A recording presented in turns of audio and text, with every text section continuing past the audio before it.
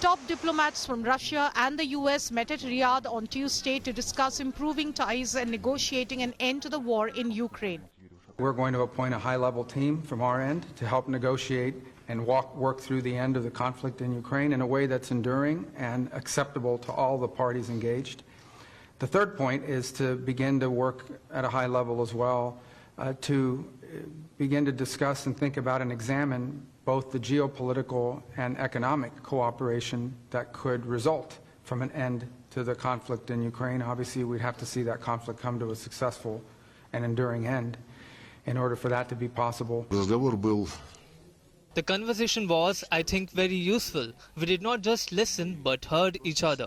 And I have reason to believe that the American side has become more understanding of our position, which we have once again presented in detail with specific examples on the basis of President Putin's multiple statements. Подробно на конкретных примерах изложили в очередной раз.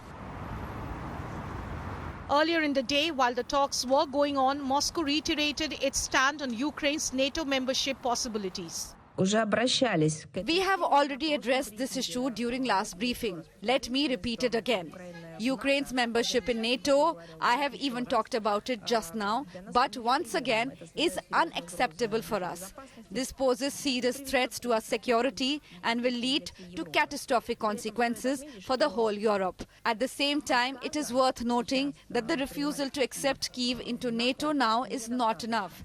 The alliance must disavow its Bucharest promises of 2008, according to which Ukraine was guaranteed membership in the North Atlantic bloc in the future. Otherwise, this problem will continue to poison the atmosphere on the European continent.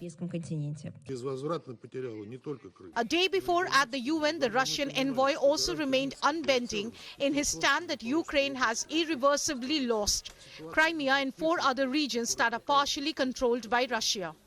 The Kremlin refuses to engage with European countries with regards to Ukraine conflict. Today we realize that the guarantors of the Minsk agreements and generally the European Union countries and the UK are totally unable to negotiate and cannot be a part of any future agreement aimed at the settlement of the Ukrainian crisis. They are blinded by primitive Russophobia, their maniacal desire to inflict defeat on our country on the battlefield using the Ukrainians who are still left alive. Russia cleared that while it was Ukraine's sovereign right to decide whether it wanted to join the European Union and that Moscow did not intend to dictate to Kiev how it should approach the question, but when it comes to security and defense, they refuse to budge. While the question of a stable peace formula still remains far away, the Russian Sovereign Wealth Fund chief believed that the thaw in the relationship between Moscow and Washington has been possible because of the US president, as he is the problem solver.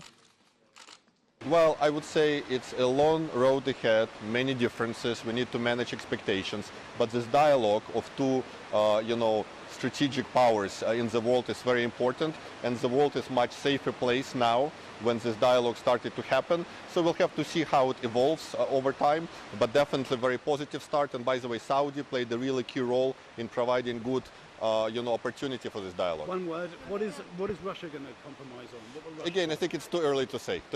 Thank you.